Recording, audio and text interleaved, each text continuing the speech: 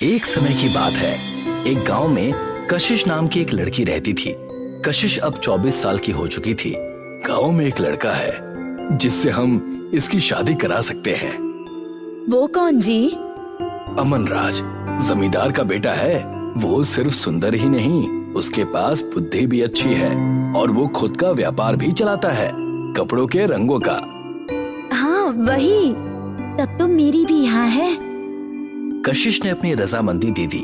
बस फिर क्या था, चट मंगनी और पट ब्याह, दोनों का विवाह हो गया और अमन राज के साथ कशिश उसके घर पर रहने लगी। आज अमन राज अपनी कपड़ों के रंगों की दुकान पर कशिश के साथ बैठा हुआ था। ये है मेरी दुकान, सोचा तो मैं भी दिखा दूं। अच्छा, ये सारे रंग के कपड़े हैं? हाँ, ये रंग है जो लोगों के कपड़ों के साथ उनके जीवन में भी रंग लाते हैं। मैंने ये दुकान इसलिए खोली थी क्योंकि आजकल बड़े बड़े व्यापारी ऐसे कपड़े बेचते हैं जिनके रंग जल्दी उतर जाते हैं और कुछ लोग इतनी जल्दी नए कपड़े नहीं खरीद पाते, और उन लोगों के लिए भी जो अपने मनपसंद के रंगों को अपने कपड़ों पर उतार पाएं।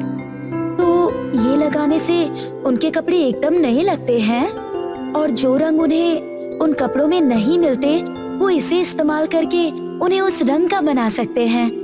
हाँ, वैसे तो मैं इस दुनिया में बहुत ज्यादा बदलाव तो नहीं ला सकता, लेकिन किसी को छोटी सी खुशी भी दे सकूं तो मेरा काम सफल लगता है मुझे, और उनकी एक मुस्कान से मेरी आत्मा संतुष्ट हो जाती है।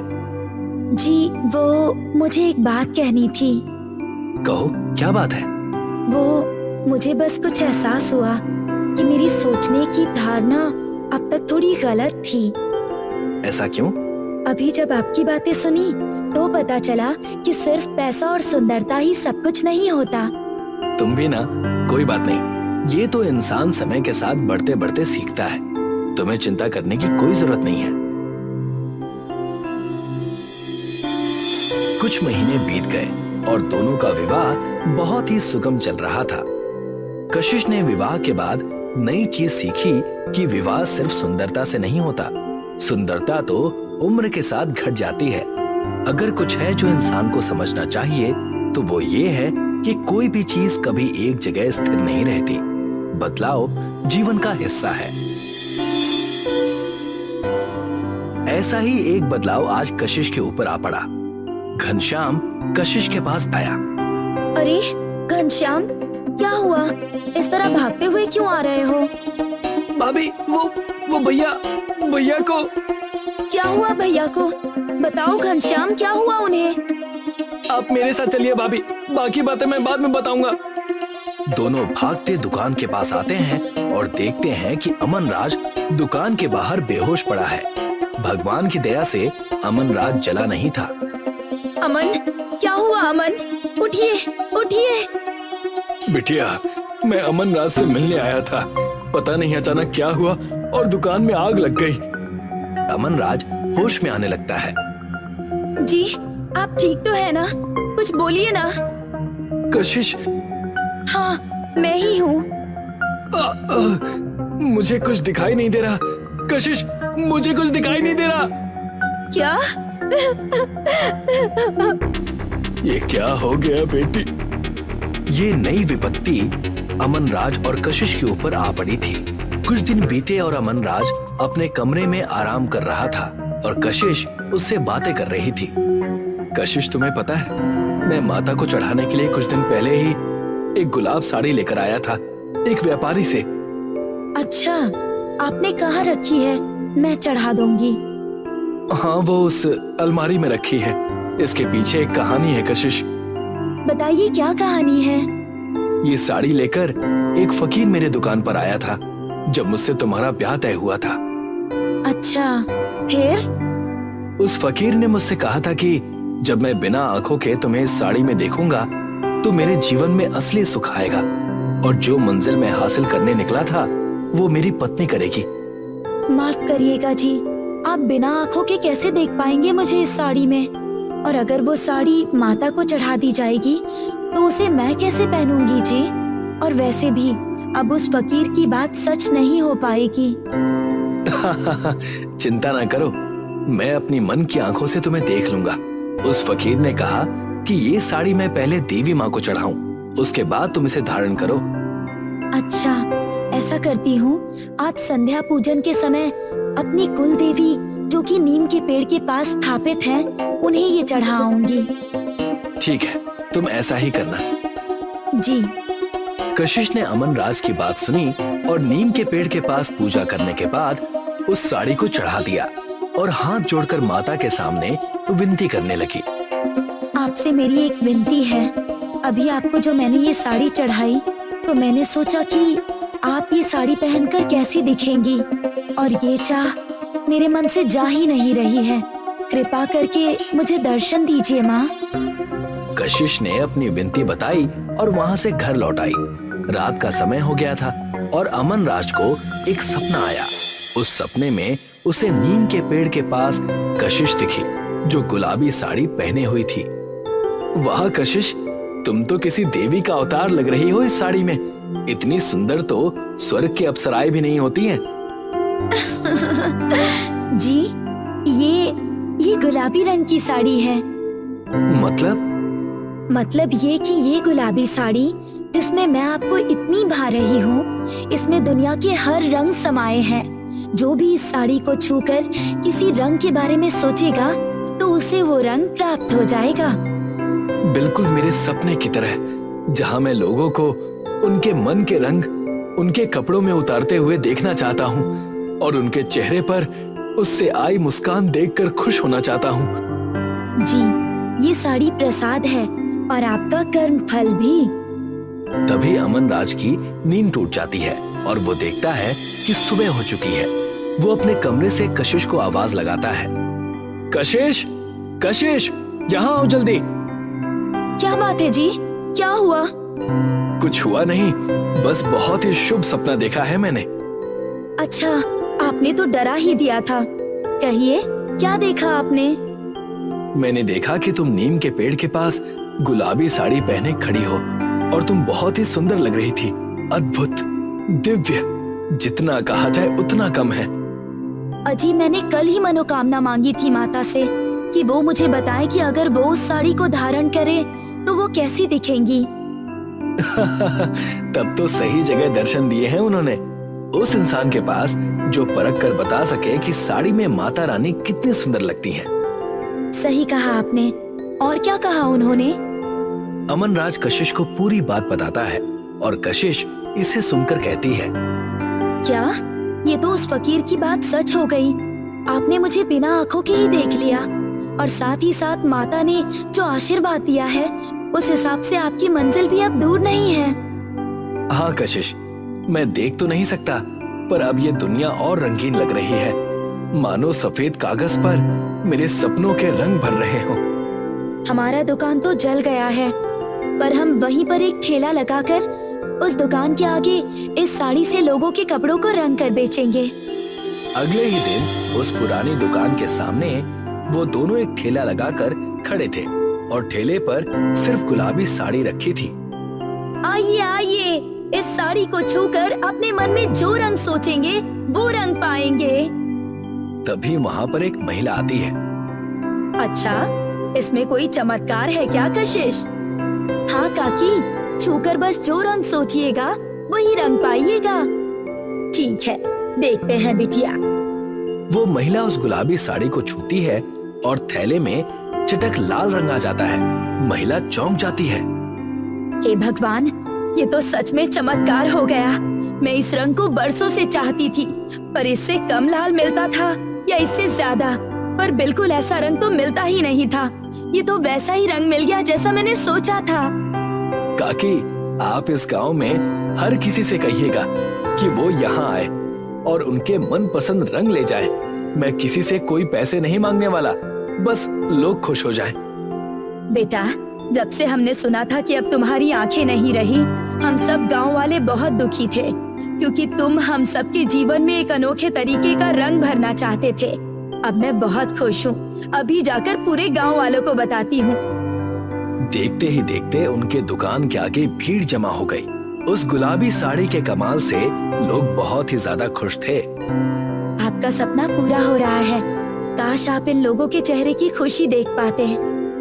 मैं देख रहा हूँ कशिश, हंसते चेहरे, जो मैं इन आंखों के होने पर भी ना देख पाया, अब वो और बेहतर तरीके से दिख रहे हैं और इन सब से एक चेहरा बड़ा करीब और प्यारा जान पड़ता है। वो किसका? तुम्हारा। दो व्यक्तियों का प्रेम सिर्फ सुंदरता और पैसों में नहीं, बल्कि एक दूसरे के सपने साकार करने में होता है।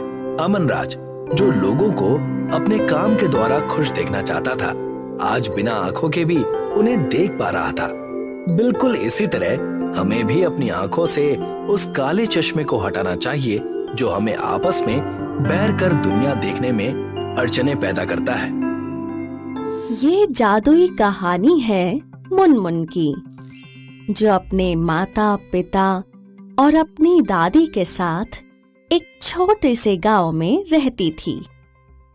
मुनमुन के पिता दर्जी थे, जो दिन रात कड़ी मेहनत करते, लेकिन ज्यादा पैसे नहीं कमा पाते। फिर भी वो सब खुशी खुशी रहते थे।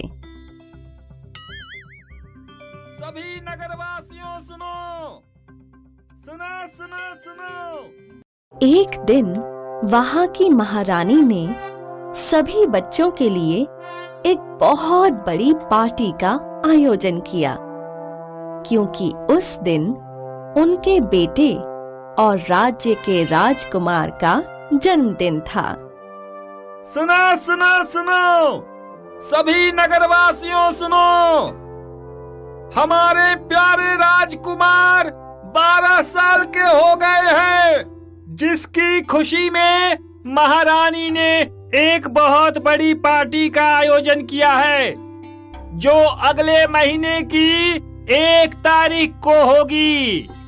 साम्राज्य के सभी बच्चों को उसके लिए न्योता दिया जाता है। जरूर आए, जरूर आए, जरूर आए।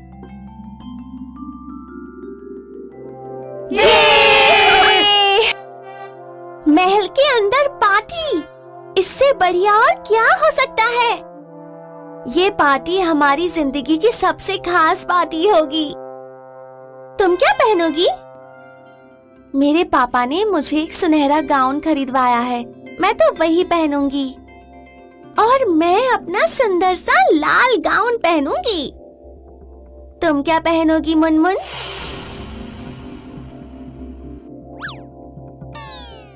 ओह, तुम इससे ये क्यों पूछ रही हो? तुम्हें पता नहीं, ये लोग बहुत गरीब हैं। इसके पास तो गाउन भी नहीं है। अरे हाँ, इसके तो रोज के पहनने वाले कपड़े भी फटे हुए हैं।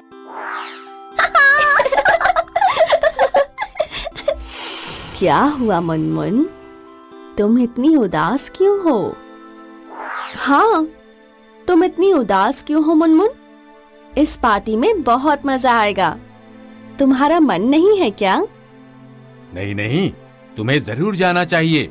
तुम महारानी के न्योते को मना नहीं कर सकती। लेकिन कैसे पापा? मेरे सभी दोस्त अच्छे अच्छे कपड़े पहनकर तैयार होंगे, लेकिन मैं क्या पहनूंगी? हाँ, ये तो मैंने सोचा ही नहीं।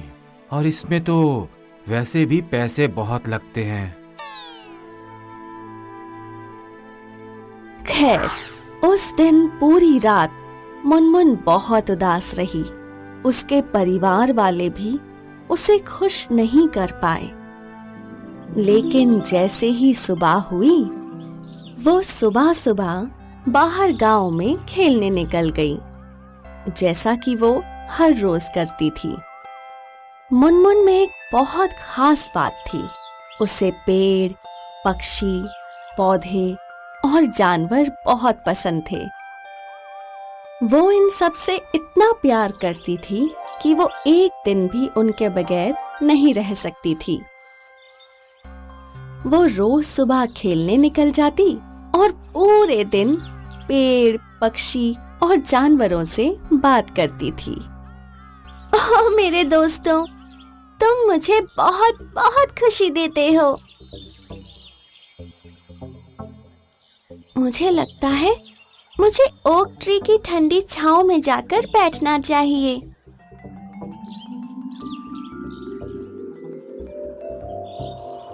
कितना आराम है यहाँ। लेकिन नहीं, महारानी की पार्टी जल्द ही आने वाली है। मुझे क्या पहनना चाहिए?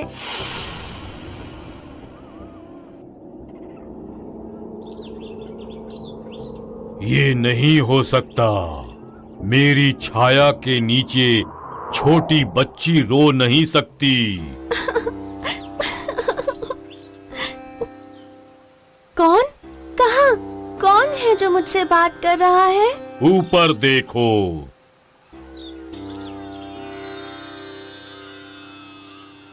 पेड़, क्या ये तुम हो?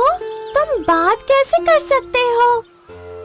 ऐसे ही होता है जब आप इतने सालों तक अकेले घनघोर जंगल में अपनी जिंदगी गुजारते हो तो आप जादुई बन जाते हो। अब तुम बताओ, तुम मेरी छाया में बैठकर रो क्यों रही हो? ओह, कोई बात नहीं। मैं तुम्हें परेशान नहीं करना चाहती। चलो भी बच्चे, बताओ मुझे, मेरे पास पूरे दिन अकेले इस जंगल में बैठने के अलावा और काम ही क्या है? शुरू हो जाओ। एक बढ़िया कहानी सुनाओगी तो मजा आ जाएगा। फिर शायद, क्या पता, मैं अपनी जादुई शक्तियों से तुम्हारी कुछ मदद कर सकूं। ओह पेड़, मैं तुम्हें क्या बताऊं? गांव के सभी बच्चे महल में होने वाली राजकुमार के जन्मदिन की पार्टी में जा रहे हैं और वो सभी बढ़िया बढ़िया कपड़े पहनेंगे, लेकिन मेरे पास तो एक भी ढंग का कपड़ा नहीं है।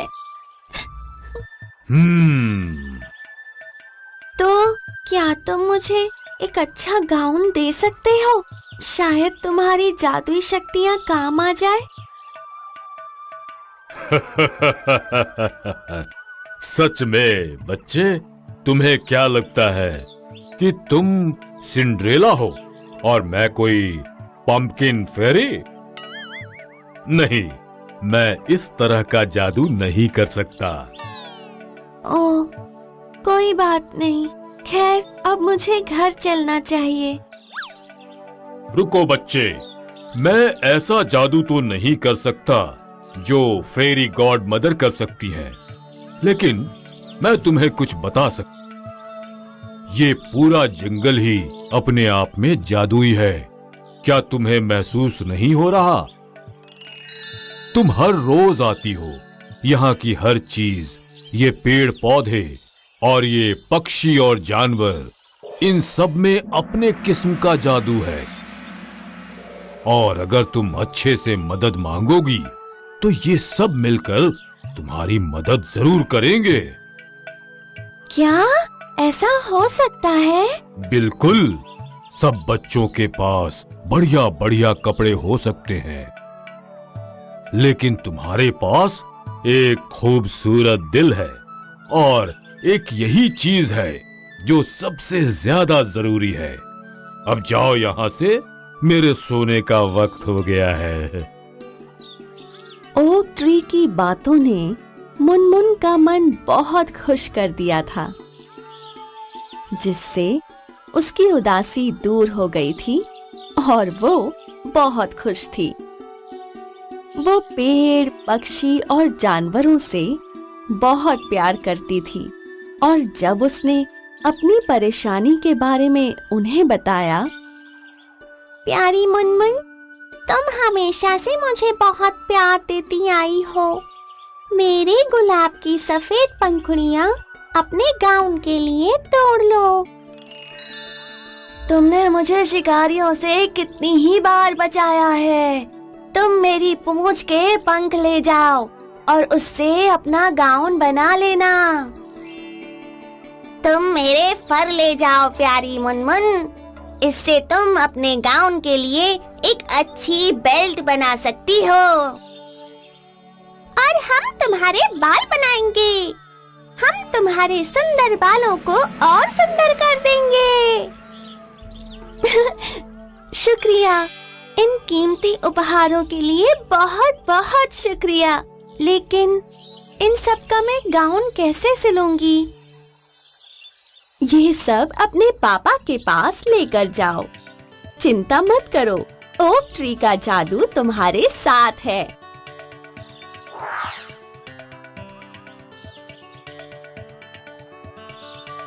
ये सब क्या है? पापा, ये सब उपहार मुझे जंगल के पेड़ पौधे पक्षी और जानवरों ने दिए हैं।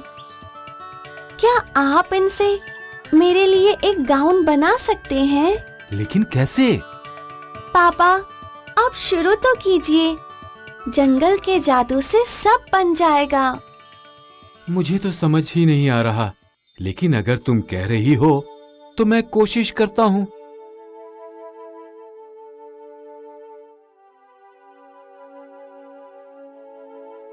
खैर, ये गुलाब की पंखुड़ियां तो जादुई हैं। इनको तो बड़ी आसानी से सिला जा सकता है।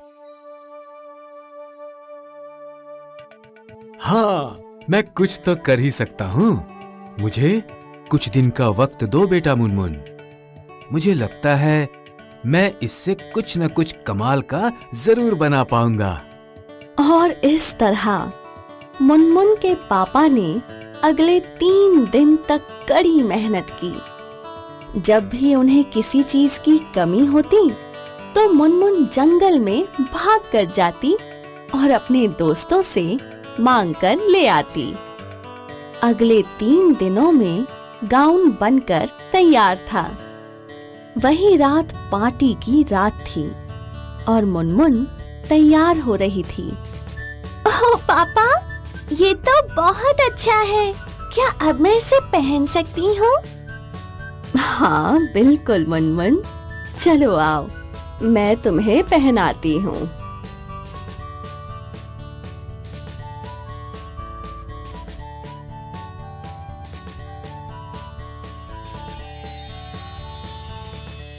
वाह, आज तक मैंने इतनी सुंदर लड़की कभी नहीं देखी। थैंक यू पापा, थैंक यू। और ये रहा तुम्हारा ताज।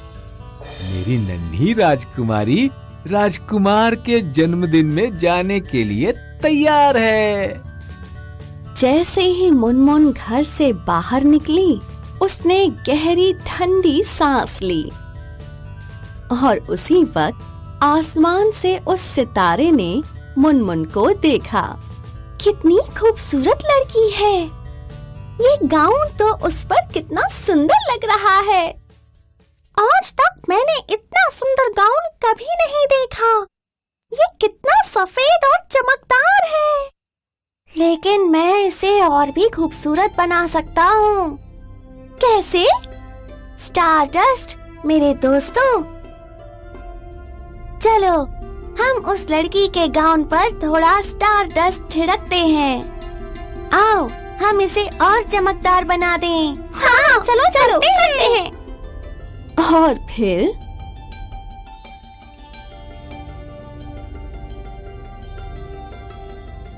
जब मुनमुन पार्टी में पहुंची, ओह, ये लड़की कौन है? कौन वो? हे भगवान, ये तो मुनमुन है। वो गाउन देखो, ये तो बहुत महंगा लग रहा है। इसके गरीब पापा कैसे खरीद सकते हैं?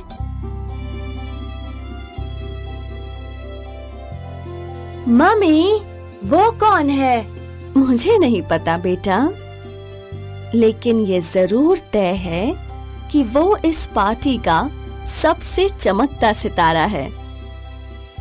क्या मैं उसे अपना केक काटते वक्त साथ में खड़ा होने के लिए पूछ सकता हूँ? हाँ बिल्कुल बेटा। सिपाही, उस लड़की को ऊपर तक लेकर आओ। प्यारी बच्ची, क्या तुम राजकुमार के साथ खड़ी हो सकती हो जब वो केक काटेंगे? जी बिल्कुल महारानी। और इस तरह से ये रात मुनमुन की जिंदगी की सबसे सुंदर रात बन गई। जब राजकुमार केक काट रहा था तो वो उसके बिल्कुल साथ खड़ी थी। तो अगर आपका दिल साफ है तो आपकी जिंदगी में कोई ना कोई जादू जरूर होगा, जैसा कि हमारी प्यारी सी मुनमुन के साथ हुआ। एक गांव में अर्जुन और नवीन नाम के दो भाई रहा करते थे। अर्जुन की आर्थिक स्थिति अपने भाई नवीन के मुकाबले बहुत कमजोर थी। एक दिन गांव के मुखिया के साथ नवीन अपने भाई की दुकान पर आया। अरे कैसे हो मेरे भाई अर्जुन? बस ईश्वर की कृपा है भाई। अरे तुम मुझसे केवल 6 महीने छोटे हो अर्जुन। हम दोनों ने बर्तन की दुकान भी एक साथ ही शुरू की थी, मगर देखो ना आज मैं कहाँ हूँ और तुम कहाँ हो। अरे सब ईश्वर की माया है भैया। ये सच है कि मेरी आर्थिक स्थिति बहुत कमजोर है। कभी कभी मुझे मेरी पत्नी और बच्चों को पेट भर भोजन भी नहीं मिल पाता, लेकिन यकीन मानिए भैया, इसके बावजूद भी हमारा परिवार खुश है। हमें ईश्वर से कोई शिकायत नहीं। मैं तुम्हारा बड़ा भाई हूं अर्जुन। मुझसे तुम्हारी ये निर्धनता देखी नहीं जाती। जब अपने बच्चों को अच्छे स्कूलों में शिक्षा प्राप्त करते हुए देखता हूं और तुम्हारे बच्चों को तुम्हारे साथ दुकान पर काम पर लगा हुआ देखता हूं तो मेरे दिल को बहुत ठेस पहुंचती है। आखिर मैं तुम्हारे पिता समान हूं। आपने सही कहा भैया, बड़ा भाई पिता समान ही तो होता है। आपने मेरे लिए इतना सोचा, मेरे लिए यही काफी है। अरे तुम्हें कितनी बार कह चुका हूं, तुम अपने उस टूटे फूटे मकान को छोड़कर मेरे घर पर रहने के लिए क्यों नहीं आ जाते? ना तो तुम्हारे उस टूटे फूटे घर में पंखा है, ना कूलर है, यहाँ तक के ओढ़ने के लिए ढंग का एक कंबल तक नहीं है। नहीं भैया, मैं आपके ऊपर बोझ नहीं बनना चाहता। मैंने आपसे कहा ना, मेरा परिवार खुश है और हमें ईश्वर से कोई शिकायत नहीं है। अरे देखो अर्जुन, मैं तुम्हारा बड़ा भाई हूं, तुम्हारे भले की ही बात करूंगा ना। तुम्हारा वो टूटा फूटा घर जिस जमीन पर है, वो जमीन एक हाईवे के किनारे पर स्थित है। आजकल हाईवे के किनारे की जमीन के दाम अच्छे खासे मिल रहे हैं। मेरी जान पहचान भी है। तुम कहो तो मैं खरीदार से बात कर लेता हूँ।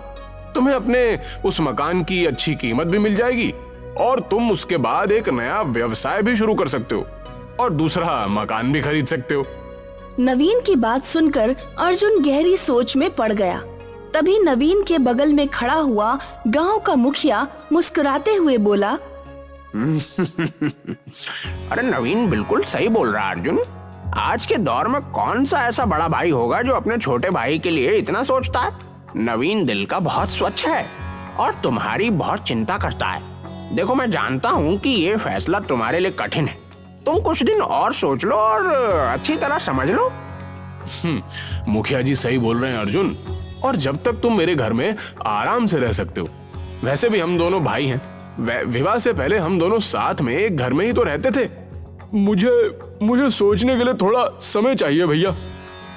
कोई बात नहीं, ठीक है, पर ज्यादा समय मत लेना, नहीं तो जमीन का खरीदार दूसरी जमीन खरीद लेगा। इतना कहकर नवीन मुखिया के साथ वहां से चला गया। दरअसल नवीन एक लालची व्यक्ति था। उसकी नजर अर्जुन की जमीन पर बहुत पहले से थी और अर्जुन एक बहुत सीधा साधा व्यक्ति था जो अपने भाई का बहुत सम्मान करता था। नवीन ने बंटवारे के दौरान भी संपत्ति में काफी घपला भी किया था। उसकी बेईमानी को सिर्फ अर्जुन और नवीन के पिताजी जानते थे, मगर अर्जुन को बताने से पहले ही वो इस दुनिया से चले गए। अब नवीन की नजर अर्जुन के उस मकान पर थी जो कि हाईवे के बगल में एक झोपड़ी के रूप में बना हुआ था। रास्ते में मुखिया नवीन से बोला, तुम्हें क्या लगता है नवीन, क्या अर्जुन तुम्हारी बात को मानेगा? मैं अपने छोटे भाई को बहुत अच्छी तरह से जानता हूँ मुखिया जी। वो एक नंबर का मूर्ख व्यक्ति है। अपनी मूर्खता की वजह से ही वो आज तक कभी धन नहीं कमा पाया। उस बेवकूफ को तो ये भी नहीं पता कि उसके हिस्से की संपत्ति मैंने कितनी चालाकी से हड़प ली। इस बारे में सिर्फ तुम्हारे पिताजी ही जानते थे।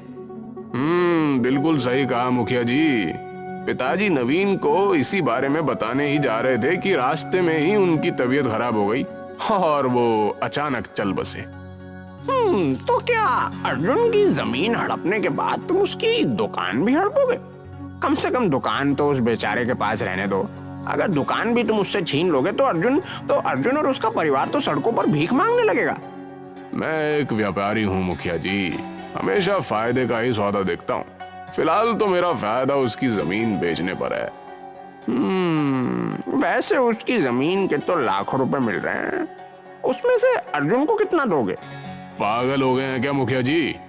फूटी कौड़ी नहीं दूंगा।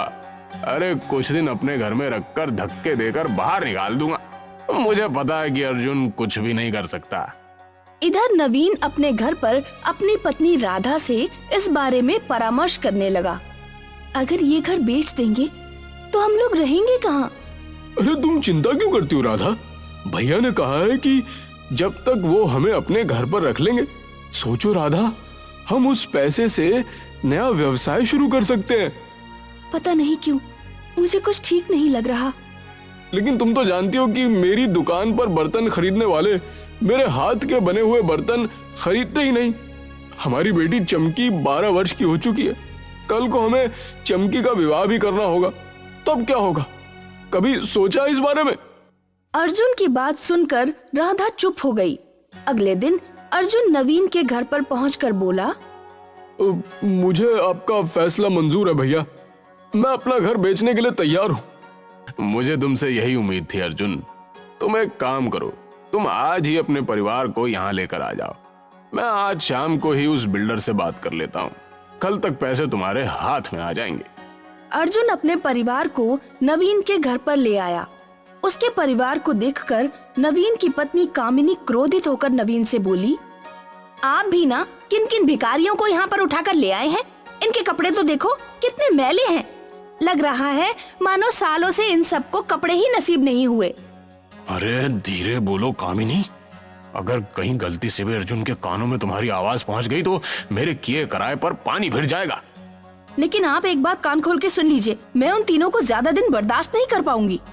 अरे धीरज रखो, 2-3 दिन बाद मैं इन सबको धक्के देकर स्वयं घर से बाहर निकाल दूंगा। नवीन ने बड़ी चालाकी से एक सादे स्टैम्प पेपर पर अर्जुन का अंगूठा लगवा लिया। अर्जुन अपने भाई पर बहुत भरोसा करता था। शाम को अर्जुन ने वो जमीन लाखों रुपए में उस बिल्डर को बेच दी। 2 दिन बाद जब अर्जुन नवीन से बोला, भैया हमें यहाँ पर रहते हुए 2 दिन हो गए हैं और सच तो यह है कि मैं और मेरी पत्नी यहाँ पर असहज महसूस कर रहे हैं। आप मुझे पैसे दे दीजिए, हम यहाँ से चले जाते हैं। अर्जुन की बात सुनकर नवीन क्रोधित होते हुए बोला, कौन से पैसे? कैसे पैसे? भैया वो मेरा मकान जो आपने बेचा था उसके पैसे। अरे मैं तुम्हें बताना भूल गया अर्जुन। बात असल में यह है कि वो बिल्डर धोखेबाज निकला। उसने हाईवे के बगल की तमाम जमीनों को धोखे से अपने नाम कर लिया और उन सारी जमीनों को मुंबई के किसी बड़े सेठ को बेच दी और वो देश छोड़कर फरार हो गया। नवीन की बात सुनकर अर्जुन के पैरों तले जमीन खिसक गई। उसकी आंखों से आंसू बहने लगे। भैया मैं कहाँ जाऊंगा? अरे अब मुझे क्या पता तुम कहाँ जाओगे और क्या करोगे। अब तुम्हारी किस्मत ही इतनी फूटी है तो उसमें मेरा क्या दोष। और सुनो, आज शाम को ही तुम अपनी पत्नी और बेटी को यहाँ से लेकर चले जाना। हाँ, मेरी पत्नी तुम सबके साथ स्वयं असहज महसूस कर रही है। लेकिन भैया मैं कहाँ जाऊंगा? मेरे पास तो और कोई घर भी नहीं है। वो सब मुझे नहीं पता। देखो, वो सब मुझे नहीं पता। तुम मेरे छोटे भाई हो, इसलिए मैं तुमसे सिर्फ जुबान से कह सकता हूँ। अगर शाम तक तुम नहीं गए तो मेरी पत्नी बहुत गुस्से वाली है। कहीं वो तुम्हें और तुम्हारी पत्नी को अपमानित करके घर से धक्के देकर बाहर ना निकाल दे। देखो, समझदार के लिए इशारा ही काफी होता है। अर्जुन रोता हुआ अपनी पत्नी और बेटी को वहाँ से ले जाकर अपनी दुकान पर बैठ गया। अर्जुन रात भर रोता रहा। तुम्हारे भाई ने हमारे साथ धोखा किया है। मैंने भैया पर कितना विश्वास किया। चिंता मत कीजिए, जरूर इसमें हमारे लिए ईश्वर की तरफ से कोई न कोई भलाई होगी। आप एक काम क्यों नहीं करते? आपकी बिक्री यहाँ नहीं होती। आपके बनाए हुए बर्तन बहुत ही अच्छे होते हैं। आप उन बर्तनों को शहर में जाकर क्यों नहीं बेचते? हिम्मत हारने से क्या होगा? अगले दिन अर्जुन अपनी पत्नी के कहे अनुसार अपने बनाए हुए बर्तन दूसरे गांव में जाकर बेचने लगा। अर्जुन ये देखकर हैरत में पड़ गया कि उसके बर्तन एक ही दिन में सब बिक गए। राधा, तुम बिल्कुल सही कह रही थी। मेरे हाथ के बने हुए बर्तन हमारे गांव में नहीं बिकते थे, मगर दूसरे गांव में तो सारे बर्तन बिक गए। अब मैं खूब मेहनत करूंगी। अर्जुन नए बर्तन बनाने में जी जान से जुट गया।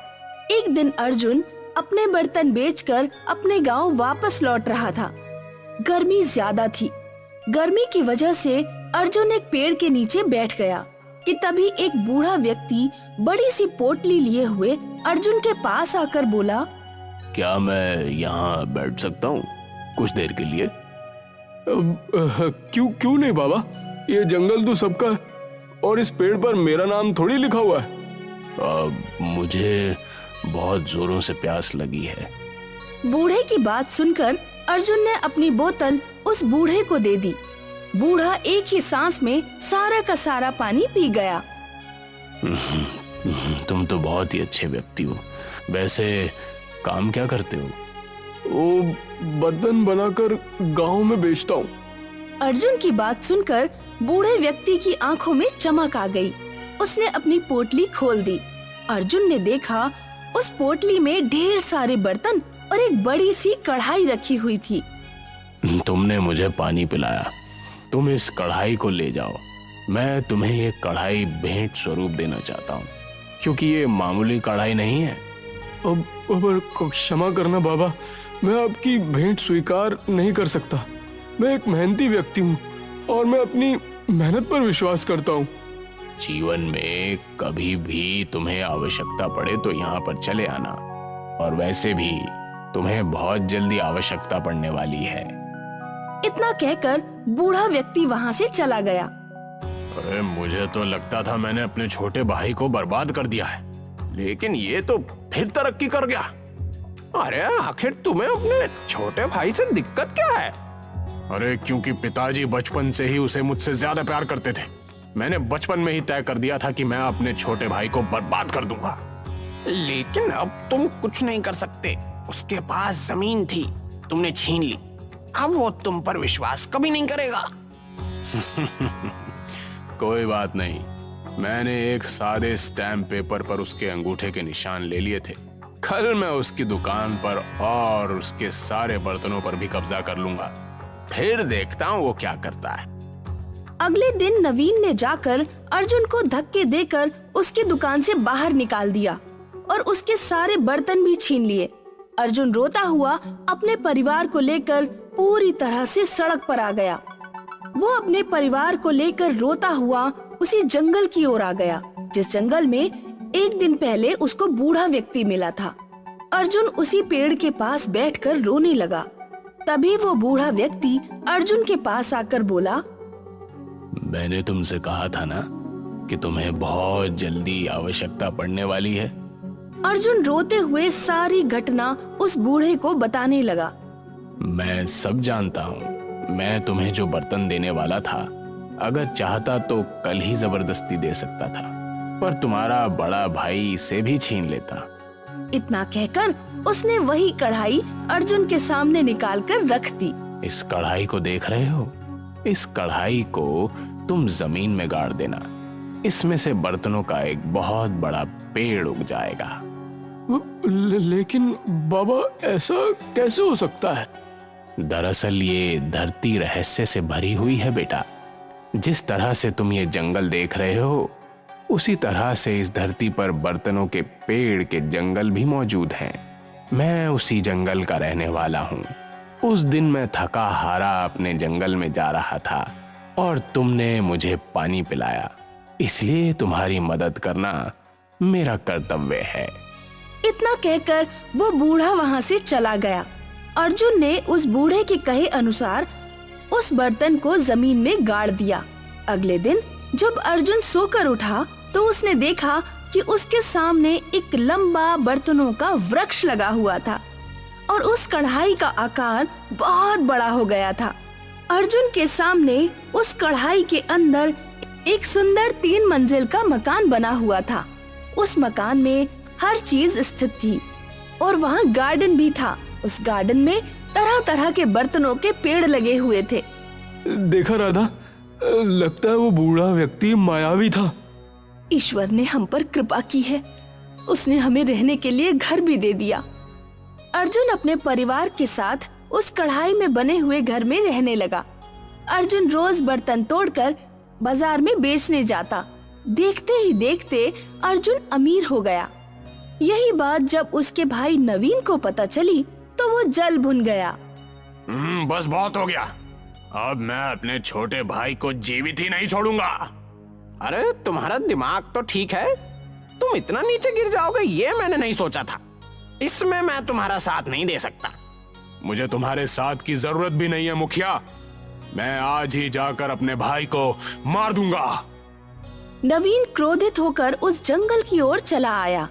जंगल में उस कढ़ाई में बने हुए मकान और बर्तनों के पेड़ को देखकर उसकी आंखें फटी की फटी रह गईं।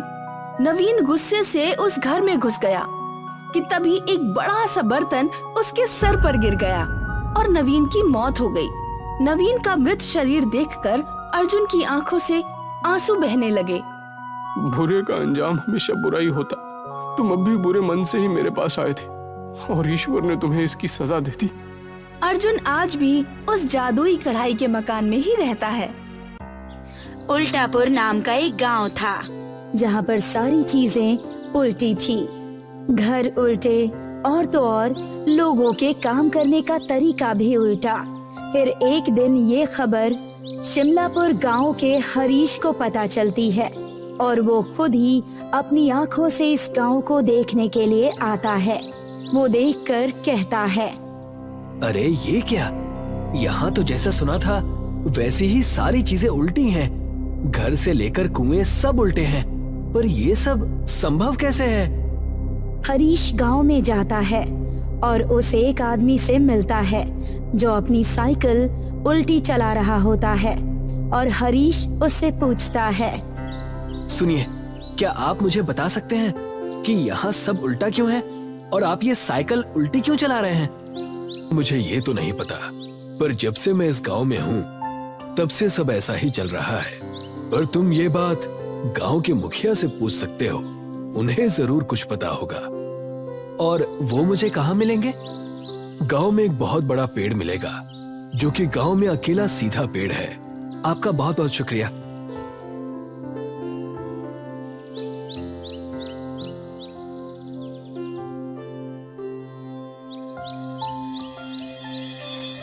वहाँ से हरीश उस पेड़ के पास पहुँच जाता है जहाँ पर गांव के मुखिया खड़े रहते हैं।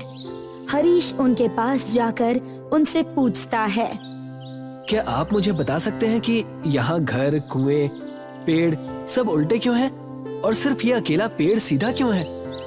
बेटा, तुम कहाँ से आए हो और तुम ये क्यों जानना चाहते हो? मैं शिमलापुर गांव का हूँ। मैंने सुना था कि यहाँ सारी चीजें उल्टी हैं, तो मैं देखने के लिए खुद चला आया और अब जब मैंने सारी चीजों को अपनी आंखों से देख लिया है तो मैं बस जानना चाहता हूँ कि यहाँ सारी चीजें ऐसी क्यों हैं। फिर मैं गांव जाकर सारी बातें लिखकर उसे गांव में बांट दूंगा।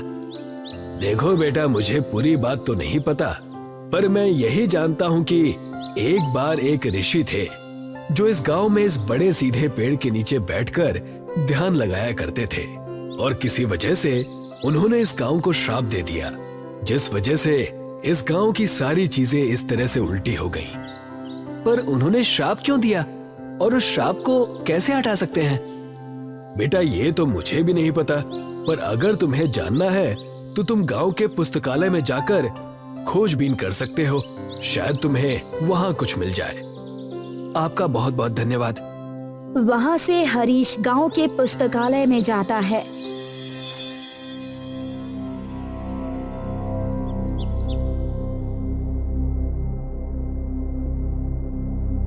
जहाँ पर कई सारी किताबों की लिखाई उल्टी होती है। यहाँ के किताबों में तो लिखावट भी उल्टी है, इसे तो पढ़ना भी बहुत मुश्किल है। हरीश किताबों को पढ़ने की कोशिश करता है। वैसे ही उसकी नजर एक किताब पर पड़ती है जो कि बाकी किताबों से थोड़ी अलग थी। हरीश उस किताब को उठाकर जैसे ही खोलता है तो वो देखता है, अरे, इस किताब में तो सारी चीजें सीधी लिखी हुई हैं। देखता हूँ, शायद इसमें कुछ लिखा हो जिससे ये पता चल जाए कि इस गांव की ये हालत आखिर हुई कैसे। हरीश उस किताब को पढ़ने लगता है जिसमें गांव की कहानी लिखी होती है। कई सालों पहले एक संत इस गांव में प्रवेश करते हैं और बड़े से पेड़ के नीचे बैठ जाते हैं। उस समय गांव का नाम सीधापुर हुआ करता था और संत जी गांव वालों को सही बातें सिखाया करते थे। एक दिन संत जी गांव वालों को इकट्ठा करते हैं और उन्हें सूचना देते हैं। गांव वालों, मैंने आप सभी को यहाँ इसलिए इकट्ठा किया है ताकि आप सभी को गांव में हो रहे शिकार के बारे में बता सकूं। आप लोग जो मासूम जानवरों का शिकार कर रहे हैं उसे अभी छोड़ दीजिए, वरना इसका अंजाम पूरे गांव वालों को भुगतना पड़ेगा। ये बात सुनकर कुछ लोग आपस में कहते हैं, इस संत को यहाँ आए हुए कुछ ही दिन हुए और ये हम पर अपना राज चलाना चाहता है। तुम सही कह रहे हो, हम तो अपने शिकार का काम जारी रखेंगे। चलो अपने शिकार के जाल को गांव के जंगल में डाल कर आते हैं। गांव वाले संत की बातों को अनसुना कर देते हैं और फिर से शिकार के कई सारे जालों को जंगल में बिछा देते हैं। फिर एक दिन संत जंगल से गुजर रहे होते हैं। ये गांव वाले शिकार हद से ज्यादा करने लगे हैं और ये सब कुछ अपने शौक के लिए कर रहे हैं। बिना वजह मासूम जानवरों को मारना बहुत बुरा है। जैसे ही वो ये शब्द कहते हैं वैसे ही एक रस्सी उनके पैर में पड़ती है और खींचकर संत जी को पेड़ से उल्टा लटका देती है। लगता है बड़ा शिकार हाथ लगा है। हाँ हाँ, चलो देखते हैं। जैसे ही वो लोग वहाँ संत जी को उल्टा लटके देखते हैं वो डर जाते हैं और जल्दी से उन्हें नीचे उतारते हैं। फिर माफी मांगने लगते हैं, पर संत जी बिना कुछ सुने उस पेड़ के नीचे आ जाते हैं और ध्यान में लग जाते हैं और जल्द ही सारे गांव में ये बात मालूम पड़ जाती है। सारे गांव वाले संत जी से मिलने आते हैं। हमें माफ कर दीजिए जो हमने किया उसके लिए। संत जी ध्यान से अपनी आंखें खोलते हैं। उनकी आंखें क्रोध से लाल हो चुकी होती है और फिर वो गांव वालों से कहते हैं, मैंने तुम्हें पहले ही चेतावनी दी थी, पर जो आज मेरे साथ हुआ मैं उसे नहीं भूल सकता।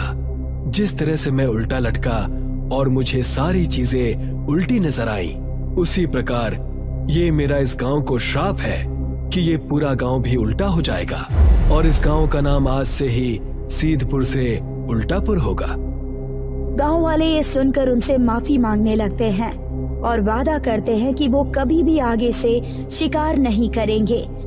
ये देखकर संत जी को उन पर तरस आ जाती है और वो उन्हें बताते हैं, एक दिन आएगा जब एक नेक इंसान जो तुम्हारी परिस्थिति पर तरस खाएगा और तुम्हारी मदद करने की कोशिश करेगा। बस उसे मेरे जैसे 100 संतों को अपने हाथों से बनाकर भोजन खिलाना होगा, लेकिन भोजन की सामग्री गांव के हर घर से आनी चाहिए। तब से लेकर आज तक सारी चीजें उल्टी है, बस उस पेड़ को छोड़कर जहाँ पर संत जी बैठा करते थे। ये किताब जो संत जी ने खुद ही लिखी थी, इस किताब को पढ़कर हरीश मुखिया के पास जाकर उन्हें सारी बातें बताता है और कहता है, अगर हमें ये श्राप तोड़ना है तो हमें सारे गांव के घरों से खाने का सामान मंगाना होगा। ये तुम सही कह रहे हो। मैं आज ही सारे गांव वालों को जमा करता हूँ और उन्हें सारी बातें बताता हूँ। पर वो व्यक्ति है कौन जो हमारी मदद करना चाहता है? मुखिया जी, वो और कोई नहीं, मैं ही हूँ। जब से मैं आया हूँ मुझे आप लोगों की परिस्थिति पर तरस आ रहा है और मैं तो बस आप लोगों की मदद करने का कोई उपाय ढूंढ रहा था, तभी मुझे वो किताब मिली। बहुत बहुत धन्यवाद तुम्हारा बेटा।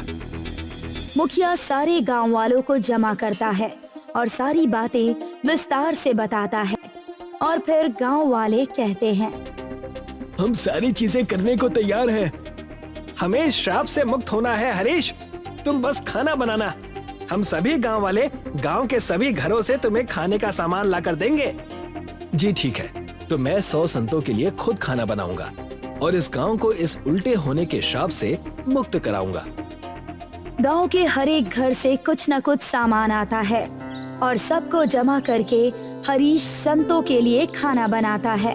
अगले दिन गांव वाले 100 संतों को बुलाते हैं भोजन के लिए। खाना खाने के बाद उनमें से एक संत मुखिया जी से पूछते हैं, क्या हुआ मुखिया, अचानक से हम सभी के लिए ये दावत कैसी? कई वर्षों पहले एक संत ने इस गांव को श्राप दिया था कि इस गांव की सारी चीजें उल्टी हो जाएं, चाहे वो घर हो या फिर पेड़ या फिर कुआं। और उन्होंने कहा था कि ये सभी चीजें ठीक तभी होंगी जब कोई नेक इंसान हमारी इस दशा को देखकर हम पर तरस खाएगा और वो 100 संतों को अपने हाथों से बनाकर भोजन कराएगा और भोजन का सामान गांव के हर एक घर से आना चाहिए। संत हरीश को अपने पास बुलाते हैं। हरीश बेटा, तुमने जो इस गांव के लिए किया है उसे देखकर हम सब बहुत खुश हैं। अगर ये गांव इस श्राप से मुक्त हुआ है तो इसका श्रेय सिर्फ और सिर्फ तुम्हें जाता है। संत जी, ये मेरा कर्तव्य है कि मैं लोगों के लिए अच्छा करूं। सदा खुश रहो बेटा। ये कहकर सारे संत गांव वालों को आशीर्वाद देते हैं और अपने रास्ते निकल जाते हैं। और फिर अगली सुबह जब सूरज उगता है तो सारी चीजें एकदम सीधी हो जाती है।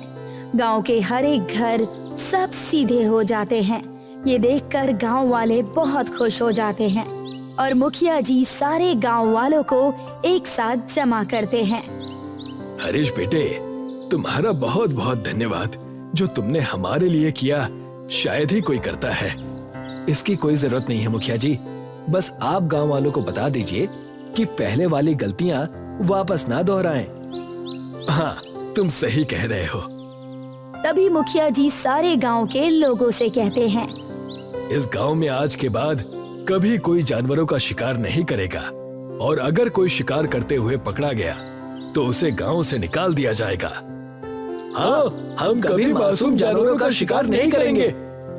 और उसी वक्त मुखिया जी गांव का नाम फिर से सीधापुर रख देते हैं और गांव के सभी लोग अब अपने सीधे गांव में खुशी से जीते हैं। कर्नाटका के गांव कुरांगिनी में कुछ आदिवासी रहते थे जो हमेशा अपने पितृदेव यानी अपने कुल देवता की सेवा करते थे। उनका मन था कि कुल देवता की पूजा अर्चना करके ही उनका जीवन बहुत अच्छा और बहुत सुकून से गुजरेगा। उनके घर भी हवा में झूलते हुए बने थे। वो चाहते थे कि गैर समाज का व्यक्ति उनके पास ना आए और ना ही वो किसी के पास जाना चाहते थे। हमेशा से खेतों से चावल और दाल और कई सारे फल खाकर अपना जीवन व्यतीत करते। उसी वक्त कुरांगिनी के पास वाले गांव में कुछ बच्चे कैंपिंग करने गए थे। चंदू, मंगलू और कविता। मुझे तो अब तक यकीन नहीं हो रहा है कि मैं हॉलिडे पर आई हूँ। सच कहा। यहाँ हम कुछ दिनों तक कैंप करेंगे और आसपास की चीजें भी ढूंढ निकालेंगे। मजा आएगा। हाँ, और सुबह होते ही हम आसपास के गांव घूमने जाएंगे और देखेंगे कि वहाँ क्या है। कुरांगिनी गांव के पास के कैंपिंग स्पॉट पर तीनों दोस्त आराम करने लगते हैं। सुबह होते ही उन्होंने तय किया कि सारे घूमने जाएंगे कुरांगिनी की तरफ। कुरांगिनी के पास जाते ही कविता ने झूलता हुआ घर देखा और कहा, अरे वाह, ये देखो झूलता हुआ घर। लगता है यहाँ के लोगों को झूला झूलने का बहुत शौक है, इसलिए ऊपर वहाँ पेड़ पर ही घर बना लिया है। कितने गजब की खूबसूरती। पूरा गांव हरा भरा है, ताजी हवा, सुंदरता में तो ये सब देखकर खुश हो रहा हूँ। पता नहीं आगे क्या क्या देखने मिलेगा। लेकिन पता नहीं मुझे डर क्यों लग रहा है। ऐसा लग रहा है कि कुछ अनहोनी होने वाली है हमारे साथ। ओफो, तुम तो हमेशा ही नेगेटिव बातें करते रहते हो। अब चुप भी करो और यहाँ का नजारा देखो। कुरांगिनी गांव के आदिवासियों ने उन्हें घेर लिया, जो दिखने में डरावने और खूंखार लग रहे थे। इन्हें देखते ही तीनों दोस्तों की सिट्टी बिट्टी गुल हो गई। कौन है आप लोग और हमसे क्या चाहते हैं? अरे हमेशा शहरी लोगों को हम यहाँ आने से रोकते हैं। तुम लोगों को कितनी बार समझाया है, हमारे गांव के आसपास भी नजर मत आना, लेकिन फिर भी तुम नहीं समझते। अब तुम्हारी खैर नहीं, तुम्हारा हिसाब हमारे गांव के देवता करेंगे। ले चलो इन्हें, आज हमारी देवी ही बताएंगी कि इनका क्या करना है। अगर तुम यहाँ से छुटकारा पाना चाहते हो तो तुम्हें हमारी शर्तें माननी पड़ेंगी। क्या करना होगा? हमें सारी शर्तें मंजूर है। तुम्हें हमारे गांव की सभ्यता और परंपरा में रहना होगा। प्रकृति की सेवा में अपना मन, धन सब त्यागना होगा। इतना कहकर प्रकृति की देवी वहां से चली जाती है। तुमने सुना, जैसे हमारी देवी ने कहा वैसे ही तुम्हें करना होगा, नहीं तो हमारी देवी नाराज हो जाएगी। अब से तुम कुरांगनी के निवासी हो, तुम्हें हमारे नियम और कायदे चलाने होंगे और हमारी देवी को खुश करना होगा। क्या आप हमें समझाएंगे कि हमें करना क्या है? हंसते हंसते हमारे रास्ते बंद हो गए और अब ये नया तमाशा आ गया है। जल्दी बताओ हमें क्या करना है, मैं जिंदगी भर के लिए तैयार हूँ। जैसा हमारी देवी ने कहा वैसा ही तुम्हें करना होगा। हमारे तौर तरीके तुम्हें अपनाने होंगे, सारी शहरी चीजें तुम्हें फेंकनी होगी। कविता, मंगलू और शैलेश के पास कोई चारा नहीं रहता, उन्हें उनके तौर तरीके आजमाने ही पड़ते हैं। हमने तुम्हारी सारी व्यवस्था झूलते हुए घर में कर दी है। आज से तुम वहीं रहोगे और हमारा जीवन व्यतीत करोगे। यही सीख और सजा है तुम्हारी। ये रहे तुम्हारे कपड़े। छोड़ दो हमें, घर जाना है हमें जाने दो। अरे चिल्लाना बंद करो और इन्हें देखो। तुम्हें लगता है हमें जाने देंगे यहाँ से? हमें यही इनकी बातें माननी होगी, तब जाकर कुछ होगा। मैंने पहले ही कहा था कि हमें संभल कर रहना चाहिए, लेकिन तुम में से किसी ने मेरी बात नहीं मानी। उन्हें समझ आने लगा था कि प्रकृति सबसे बढ़कर है। ये रहा तुम्हारा भोजन, इसे खाकर हमारे साथ खेत में काम करने चलो। ये क्या है? मुझे ये सब करने की आदत नहीं है। दिखने में तो स्वादिष्ट लग रहा है। मंगलू, इसे खाकर तो देखो। चुपचाप खाकर हमारे साथ चलो। जैसे ही उन्होंने कुरांगिनी गांव का खाना खाया, वाह यार, ये कितना स्वादिष्ट है। अगर हमें ये खाना हर रोज मिले तो मैं यहाँ से कभी नहीं जाना चाहूंगी। बिना मिलावट के खाने की बात ही कुछ और है। सच कहा तुम दोनों ने, हमें यहाँ कुछ दिन बिताने हैं। इससे हमें एक अच्छी सीख और अच्छी समझ के साथ जाएंगे। तीनों ही कुरांगिनी गांव के लोगों के साथ समय बिताने लगते हैं। उनके साथ खेतों में जाकर खेती, पेड़ों पर चढ़कर फल तोड़ना और कई सारे गांव की परंपरा में भाग लेते हैं। पूरे 1 महीने तक वो कुरांगिनी गांव वालों के साथ रहते हैं। उनके तौर तरीके सीखने के बाद मुखिया कहता है, हमारे गांव में कल मेला लगने वाला है। इस मेले में कई सारे व्यंजन और कई सारे कारनामे होते हैं। इस मेले में हम आ सकते हैं क्या? अब तो हम भी कुरांगिनी के निवासी हैं। क्यों नहीं, अब तुम हम में से ही एक हो, तुम यहाँ आ सकते हो। अगले ही दिन तीनों मेले में जाने के लिए तैयार हो जाते हैं। वहाँ पर कविता के माँ बाप कविता को ढूंढते हुए आ जाते हैं। कविता की माँ रोने लगती है। कहाँ थी मेरी बच्ची? हमने तुम्हें कहाँ कहाँ नहीं ढूंढा। इन लफंगों के साथ हमें पता था कि तुम किसी मुसीबत में हो। कुरांगिनी गांव के लोग कविता के पिता की बात सुनकर डर जाते हैं। तब कविता कहती है, लेकिन पिताजी, इसमें इनकी कोई गलती नहीं है। मुखिया जी ने अपना कर्तव्य निभाया और हमें एक बहुत अच्छी सीख दी जो कोई स्कूल या कॉलेज हमें नहीं दे पाता। इस गांव में आने के बाद हमने हमारी प्रकृति के बारे में जानने का बड़ा अवसर प्राप्त किया। हमें पता चला कि हमारी दुनिया से बढ़कर भी कुछ चीज है। मैं शुक्रगुजार हूँ इस कुरांगिनी गांव और यहाँ के लोगों का जो हमें यहाँ आने का मौका मिला। सब कुछ सुनने के बाद मुखिया कहते हैं, देखा हमारे साथ रहने का नतीजा। मुझे गर्व है तुम तीनों पर। हमें तुम्हें यही सिखाना था। मुझे तो तुम तीनों पर नाज है। प्रकृति देवी की शर्त पूरी होती है। अब तुम यहाँ से जा सकते हो और अपना सामाजिक जीवन बिता सकते हो। कविता, मंगलू और शैलेश वहाँ से खुशी खुशी जाने लगते हैं। हम आप सब से मिलने साल में एक बार जरूर आएंगे और शहर जाकर लोगों को प्रकृति के बारे में सतर्क करेंगे। गोकुलपुर नाम का एक गांव था जहां के लोग बहुत ही पिछड़ी हुई जिंदगी जी रहे थे। जहां हर गांव शहर में तब्दील हो रहा था, वहीं पर किसी भी सरकार ने गोकुलपुर पर ध्यान ही नहीं दिया। ना अच्छे सड़क, ना ही कोई ट्रेन की सुविधा थी वहां। उसी गांव में संजय नाम का एक व्यक्ति रहता था, जिसके साथ उसकी गर्भवती पत्नी मीना भी रहती थी। गांव में हॉस्पिटल न होने की वजह से संजय को मीना को हमेशा अपने बैलगाड़ी में दूसरे गांव ले जाना पड़ता था, जिससे मीना को बहुत तकलीफ हुआ करती थी। मीना, अब तो समय के साथ बैलगाड़ी में जाना और आना और कठिन हो गया है। अगर एक ट्रेन की सुविधा इस गांव में होती तो एक गांव से दूसरे गांव जाना कितना आसान होता, पर कोई सरकार हमारे गांव की तरफ देखता भी नहीं है। मैंने सरकार को इस विषय पर कई सारे पत्र भेजे, पर सरकार ने आज तक कोई उत्तर नहीं भेजा। आज गांव में इस विषय को लेकर एक बैठक बुलाई गई है। तुम आराम करो, मैं शाम तक वापस आ जाऊंगा।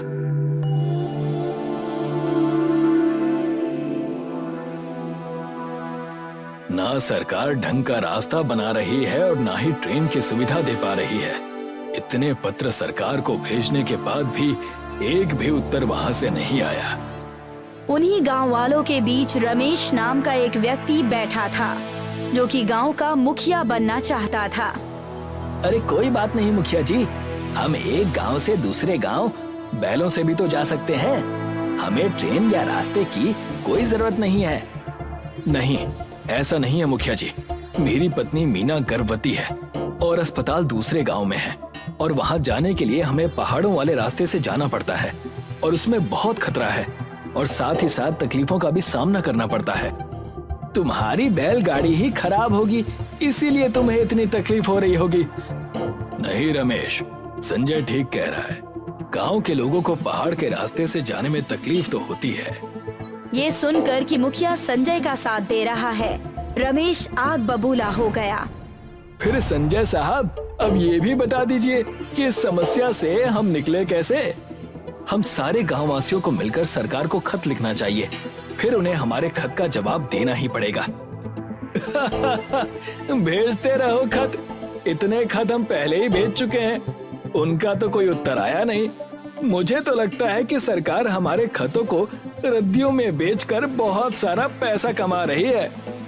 बात तो ये भी है संजय कि इतने खत हम पहले ही लिख चुके हैं, उनका भी अब तक कोई उत्तर नहीं आया। ये सुनकर संजय निराश हो गया। थोड़ी ही देर में सब अपने अपने घर चले गए। संजय जब अपने घर पहुंचा, तभी उसकी पत्नी ने कहा, सुनिए जी, मेरी दवाइयाँ खत्म हो गई हैं। मुझे और दवाइयों की जरूरत है, लेकिन इस गांव में कहीं भी ये दवाइयाँ नहीं मिलती। तुम आराम करो मीना, मैं अभी अपनी बैलगाड़ी से दूसरे गांव जाकर दवाइयाँ लेकर आता हूँ। संजय अपनी बैलगाड़ी में बैठता है और तुरंत दूसरे गांव के लिए निकल जाता है। थोड़ी देर बाद उसे एक बूढ़ा व्यक्ति मिलता है, जिसके हाथ में पाइप से बनी हुई छड़ी होती है। वो बूढ़ा व्यक्ति पहाड़ों के रास्ते से दूसरे गांव जा रहा होता है। संजय उसे देखकर कहता है, चाचा जी, आप कहाँ जा रहे हैं? आ जाइए, मैं आपको छोड़ देता हूँ। यहाँ से दूसरा गांव बहुत दूरी पर है। आ जाइए, मैं आपको छोड़ देता हूँ। पर बेटा, मेरे पास तुम्हें देने के लिए कुछ भी नहीं है। कोई बात नहीं चाचा जी, मुझे आपसे कुछ नहीं चाहिए। आ जाइए, मेरी बैलगाड़ी पर बैठ जाइए। वो बूढ़ा व्यक्ति संजय के गाड़ी में बैठ जाता है।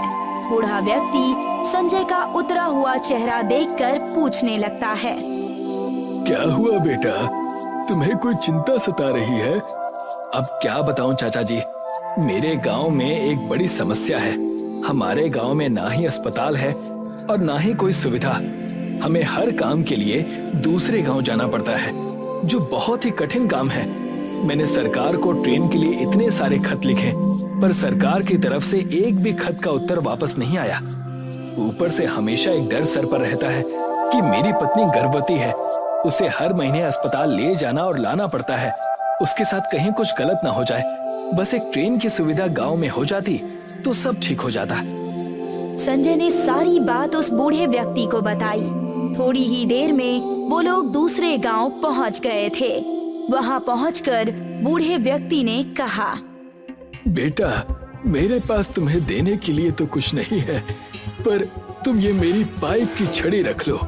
ये कोई ऐसी वैसी पाइप नहीं है। ये पाइप मुझे एक संत ने मेरी ईमानदारी को देखकर दिया था। इस पाइप को तुम जमीन में गाड़ दो। अगले दिन ये तुम्हें कई सारे पाइप देगा, जिससे तुम जो चाहे वो बना सकोगे, और ये तुम्हारे गांव की रक्षा भी करेगा। ये सुनकर संजय को विश्वास नहीं हुआ। फिर भी संजय ने वो पाइप ले लिया। फिर दोनों अपने अपने रास्ते चले जाते हैं। संजय दवाई लेकर अपने घर चला जाता है और अपनी पत्नी से कहता है, ये लो मीना, दवाई खा लो। मीना संजय के हाथ में पाइप देखकर पूछती है, ये आपके हाथ में किस तरह का पाइप है जी? ये पाइप मुझे एक बूढ़े व्यक्ति ने दी है। संजय अपनी पत्नी मीना को सारी बात बताता है जो उसके साथ घटी थी, जिस पर मीना कहती है, आप आज ही इस पाइप को जमीन के नीचे गाड़ दीजिए। क्या तुम्हें लगता है कि ये पाइप जादुई है? ये तो मुझे भी नहीं पता, पर अगर ये बात सच हुई तो गांव का कल्याण हो जाएगा ना? ये सुनकर संजय पाइप को जमीन में गाड़ देता है और जैसे ही सुबह होती है वैसे ही वहाँ एक पेड़ पर कई सारे पाइप लगे होते हैं, जिसे देखकर संजय हक्का बक्का रह जाता है और कहता है, ये तो सच में जादुई पाइप है। मैं अभी जाकर मुखिया और सारे गांव वालों को बुला कर लाता हूँ। संजय मुखिया और गांव वालों को बुलाता है और सारी बात बताता है, जिस पर मुखिया कहता है, ये तो बहुत ही अच्छी चीज है, मगर हम इतने सारे पाइप का करेंगे क्या? ये पाइप ऐसी वैसी पाइप नहीं है। इस पाइप से हम जो भी बनाएंगे वो चीज बन जाएगी। लेकिन हम इससे क्या बनाने वाले हैं? हम सब मिलकर इस पाइप से एक ट्रेन बनाएंगे जो हमें दूसरे गांव से जोड़कर रखेगी। ये सुनकर सारे गांव वाले खुश हो गए और ट्रेन बनाने लगे। थोड़ी ही देर बाद ट्रेन बनकर तैयार हो गई। वाह, इस ट्रेन के बाद अब हमारी सारी समस्या खत्म हो जाएगी। सामान लाना ले जाना सब आसान हो जाएगा और इस गांव की प्रगति भी होगी। सही कहा आपने। ये देखकर रमेश को जरा भी अच्छा नहीं लगा और वो हंसते हुए कहता है, ये देखो, पाइप से ट्रेन बनाई है। कभी तुमने सुना है पाइप के ट्रेन के बारे में? ये ट्रेन चलेगी ना? वो तो जब हम इसमें बैठेंगे तो पता चल जाएगा रमेश। संजय सारे गांव वालों को बुलाकर कहता है, आओ सब, अब हम ट्रेन में बैठ जाते हैं। जिस पर रमेश कहता है, नहीं नहीं, मैं नहीं बैठूंगा इस ट्रेन में। ये चलने वाली नहीं है। पता चला कि ये टूटकर हम पर ही गिर गई। रमेश ने लोगों को डराने की कोशिश की और कई सारे लोगों ने ट्रेन में पहले बैठने से मना कर दिया। नहीं नहीं, मैं भी नहीं बैठूंगा इसमें। हाँ, मैं भी नहीं बैठूंगा। पता नहीं कब कौन सा अनर्थ हो जाए। ये सुनकर मुखिया रमेश पर क्रोधित हो उठा। अगर तुम्हें नहीं बैठना तो मत बैठो। गांव वालों को डराकर तुम्हें क्या मिल जाएगा? हमेशा सत्ता हासिल करने के पीछे पड़े रहते हो, पर कभी अपने दिल से इस गांव के बारे में भी सोचा करो। जाने दीजिए मुखिया जी, हम ट्रेन में बैठते हैं। देखते हैं कि ये रमेश सही है या फिर मैं।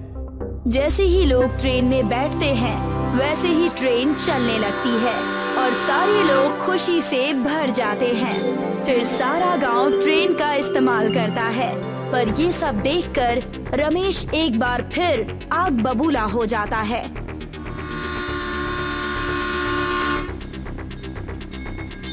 ये ट्रेन जब से आई है तब से सभी गांव वाले इस मुखिया और संजय की तारीफों के पुल बांध रहे हैं। ऐसा ही चलता रहा तो मैं कभी भी इस गांव का सरपंच नहीं बन पाऊंगा।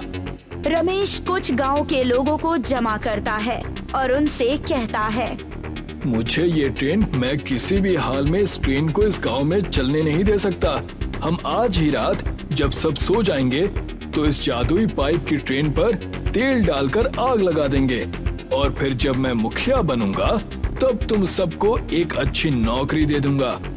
ये सुनकर वो लोग रमेश के साथ हो जाते हैं और जैसे ही रात होती है वैसे ही रमेश और वो लोग ट्रेन में तेल लेकर घुसते हैं और फिर रमेश कहता है, बहुत पाइप की ट्रेन कर रहे थे ना, आज इसका काम यहीं तमाम कर देता हूँ। पर जैसे ही रमेश और वो लोग पाइप के ट्रेन में आग लगाने की कोशिश करते हैं वैसे ही ट्रेन के कुछ पाइप जादुई तरीके से बाहर आकर उन्हें पीटने लगते हैं। अरे ये क्या हो रहा है हमारे साथ? ये कैसे? ये तो नामुमकिन है। फिर वो पाइप ट्रेन में ही जेल बनाकर उन्हें कैद कर लेती है और जब अगली सुबह होती है तो संजय और मुखिया ट्रेन में चढ़ते हैं और रमेश को कैद देखते हैं। अरे ये क्या? तुम और ये लोग यहाँ क्या कर रहे हैं? मैं समझ गया मुखिया जी, इनके हाथों में तेल है, जरूर ये लोग इस ट्रेन को नुकसान पहुँचाने आए होंगे। तब मुखिया रमेश से पूछता है, क्या ये बात सच है रमेश? नहीं, ये बात सच नहीं है, मैं तो सिर्फ इस ट्रेन में बैठने आया था। जैसे ही रमेश ये झूठ बोलता है वैसे ही एक पाइप उसके सिर पर पड़ती है। नहीं, ये सच नहीं है, वरना ये पाइप की ट्रेन ऐसा नहीं करती। मुझे माफ कर दीजिए मुखिया जी और संजय, मैं सत्ता के लालच में अंधा हो गया था और इस ट्रेन को जलाने वाला था। मुझे मेरे किए पर पछतावा है, मैं फिर ऐसा कुछ कभी नहीं करूँगा। ये सुनकर गांव वाले चिल्लाकर कहने लगते हैं, गांव से निकाल दो इसे, गांव से निकाल दो इसे। रमेश, तुम आज और इसी वक्त इस गांव से निकाले जाते हो। मुखिया जी, मुझे लगता है हमें रमेश को एक और मौका देना चाहिए, उसे उसके किए पर पछतावा है। ये सुनकर मुखिया कहता है, अगर तुम कहते हो तो रमेश को एक मौका और देते हैं, पर ध्यान रहे रमेश, अगर ऐसी गलती वापस हुई तो तुम्हें इस गांव से हमेशा हमेशा के लिए निकाल दिया जाएगा। और ये सुनकर रमेश सबसे माफी मांगता है।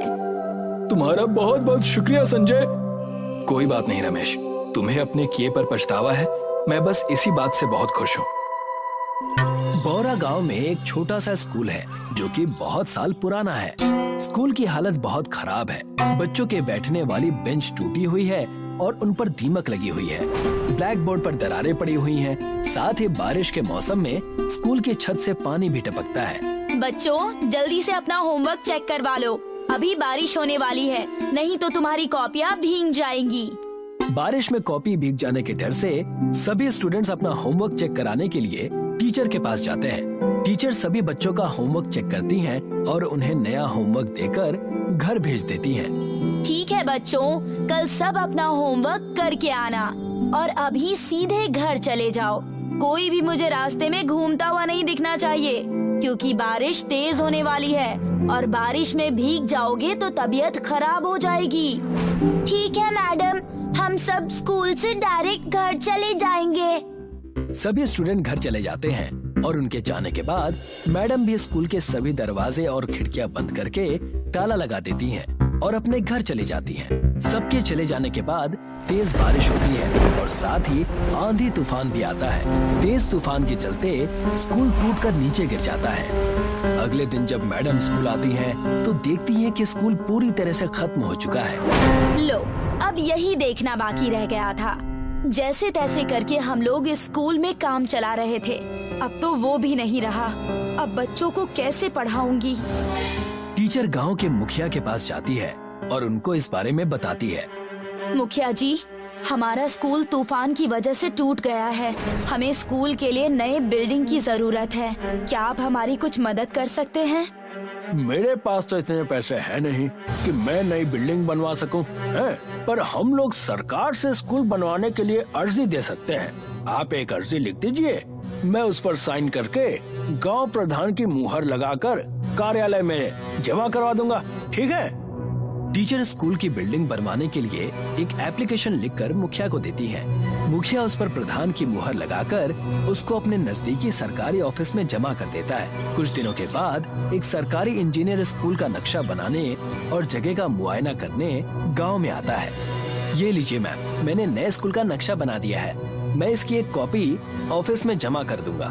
जैसे ही सरकार की तरफ से बजट पास होगा, नया स्कूल बनने का काम शुरू हो जाएगा। टीचर को नए स्कूल का नक्शा देने के बाद इंजीनियर वहाँ से चला जाता है और सरकारी ऑफिस में स्कूल का नक्शा दे देता है। पर सरकारी अफसर इस विषय पर कोई भी ध्यान नहीं देते और बहुत समय गुजर जाने के बाद भी स्कूल बनने का काम शुरू नहीं होता है। कई महीने इंतजार किया, अब तो 1 साल होने को है। अभी तक नया स्कूल बनने का कोई संकेत तक नहीं है। मुझे तो नहीं लगता कि सरकार हमारे लिए स्कूल बनवा कर देगी। टीचर इस बारे में इंजीनियर से बात करने के लिए उसके ऑफिस जाती है। आइए मैडम, बैठिए, मैं आपके पास ही आने वाला था। सर, वो हमारे स्कूल की बिल्डिंग का काम कब से शुरू होगा? 1 साल बीत चुका है। बच्चों के भविष्य का सवाल है। अब आपको क्या बताऊं मैडम, मैंने तो उसी दिन नक्शा दे दिया था, वो पास भी हो गया था। सरकार की तरफ से जो स्कूल बनाने के लिए बजट आया था, उन पैसों को सरकारी अफसरों ने खा लिया और कागजों में ये दिखा दिया कि स्कूल बन चुका है। अच्छा, तो ये बात है। सरकारी अफसरों से और उम्मीद भी क्या की जा सकती है? इन लोगों ने तो बच्चों के भविष्य को भी नहीं छोड़ा। कम से कम इस स्कूल का पैसा तो छोड़ देते, बेचारे बच्चों का भला हो जाता। मैं माफी चाहता हूँ मैडम, आपके बच्चों का भविष्य खराब हो गया, पर इसमें मेरी कोई गलती नहीं है। मैंने तो अपना काम कर दिया था। नहीं, मैं इतनी आसानी से बच्चों के भविष्य को खराब नहीं होने दूंगी। स्कूल की बिल्डिंग नहीं बनी तो क्या हुआ? मैं पेड़ के नीचे बच्चों को पढ़ाऊंगी, पर मैं उनकी पढ़ाई नहीं रुकने दूंगी। अगले दिन से टीचर सभी को एक बड़े पेड़ के नीचे पढ़ाना शुरू करती है। सभी बच्चे अपने इस तरह की क्लास से बहुत खुश थे, पर तभी अचानक से बारिश शुरू होती है और बच्चे बारिश से बचने के लिए इधर उधर भागने लगते हैं। अरे, कहाँ जा रहे हो? आराम से बच्चों, बारिश में फिसलना मत। कुछ बच्चे पास में पड़े खराब रिक्शा के अंदर बैठ जाते हैं। मैडम भी रिक्शा के अंदर चली जाती हैं और आगे ड्राइवर की सीट पर बैठकर बच्चों को पढ़ाने लगती हैं। ये तो हमें अच्छी जगह मिल गई है बच्चों, हम लोग यहाँ बैठकर भी पढ़ाई कर सकते हैं। पर मैडम, इस रिक्शा में तो सिर्फ हम 4 लोग ही पढ़ाई कर सकते हैं, बाकी के स्टूडेंट्स कैसे पढ़ेंगे? इस बारे में कुछ सोचना पड़ेगा। मैं कोई उपाय निकालती हूँ। तुम आज का अपना लेसन कंप्लीट करो और घर चले जाओ। मैं कल तक नए स्कूल का इंतजाम करती हूँ। सभी बच्चों के जाने के बाद मैडम एक रिक्शा मैकेनिक के पास जाती हैं। मुझे बच्चों के लिए एक नया स्कूल बनाना है, क्या तुम मेरी मदद कर सकते हो? मैं रिक्शा मैकेनिक हूँ मैडम, कोई बिल्डिंग बनाने वाला मिस्त्री नहीं हूँ जो आपके लिए स्कूल बना कर दे दूँ। मुझे रिक्शा का ही स्कूल बनाना है, पत्थर का नहीं, इसीलिए तो तुम्हारे पास आई हूँ। रिक्शे का स्कूल? पर कैसे? मैंने तो आज तक कभी भी रिक्शा का स्कूल ना देखा है और ना ही सुना है। पहली बार आपके मुंह से ही सुन रहा हूँ। मैडम, मैं गरीब आदमी हूँ, ये देखकर आप मेरे साथ मजाक तो नहीं कर रही? और अगर मजाक नहीं कर रही हैं, तो आप खुद ही बता दीजिए कि रिक्शा का स्कूल कैसे बना सकते हैं। देखो, वहाँ पर बहुत टाइम से कुछ खराब रिक्शे पड़े हैं। क्या तुम उन सभी को जोड़कर एक ऐसा रिक्शा स्कूल तैयार कर सकते हो जिसमें मेरे सभी स्टूडेंट्स एक साथ मिलकर पढ़ सकें? अच्छा, तो ऐसी बात है। आपने पहले क्यों नहीं बताया? ये तो मैं अच्छे से कर सकता हूँ, आप सिर्फ मेरा कमाल देखते जाइए। मैं सभी खराब रिक्शा को जोड़कर एक ऐसी पाठशाला बनाऊंगा कि आप देखते रह जाएंगे। अब वो मैकेनिक सभी खराब पड़े रिक्शा को एक जगह पर इकट्ठा करता है और वेल्डिंग करके जोड़ देता है। ये लीजिए मैडम, आपका रिक्शा स्कूल चकाचक बनकर तैयार हो गया है। पढ़ने के लिए ब्लैक बोर्ड फिट कर दिया है। बहुत बहुत धन्यवाद। तुम्हारा जो भी बिल हुआ है वो मुझे दे दो, मैं पे कर देती हूँ। कैसी बात कर रही हैं मैडम आप बच्चों के भविष्य के लिए इतना कुछ कर रही हैं और मैं इतना भी काम फ्री में नहीं कर सकता क्या? और वैसे भी मेरी बेटी सुधा को तो आप ही पढ़ाती है ना। ठीक है, फिर मैं चलती हूँ, बच्चों के स्कूल का टाइम हो रहा है। अब टीचर रिक्शा स्कूल की ड्राइविंग सीट पर बैठकर उसको चलाने लगती है और बच्चों के घर जाकर उनको पिक करती है। एक औरत को रिक्शा चलाता देखकर लोग उनका मजाक उड़ाते हैं, पर टीचर उनकी बात पर कोई ध्यान नहीं देती है। अरे वो देखो, औरत रिक्शा चला रही है। अब टीचर सभी स्टूडेंट को उनके घर से पिक करती है और सभी को रिक्शा स्कूल के अंदर पढ़ाती है और छुट्टी होने पर सभी को घर पर ड्रॉप कर देती है। सभी बच्चे भी मन लगाकर पढ़ाई करते हैं और एग्जाम में टॉप करते हैं। ये देखो बच्चों, हमारे स्कूल के बारे में न्यूज़पेपर में आर्टिकल छपा है। सभी ने टॉप किया है, इसलिए सभी स्टूडेंट्स को नई क्लास के लिए शुभकामनाएं। अब ये बात सभी जगह फैल जाती है कि एक टीचर स्कूल ना होने की वजह से रिक्शा में घूम घूम कर बच्चों को पढ़ाती है। सरकार के कानों तक जब ये बात पहुंचती है तो सरकार उन घुसखोर अफसरों को नौकरी से निकाल देती है जिन्होंने स्कूल बिल्डिंग का पैसा खाया था, और टीचर को उसके इस नेक काम के लिए अवार्ड से सम्मानित करती है।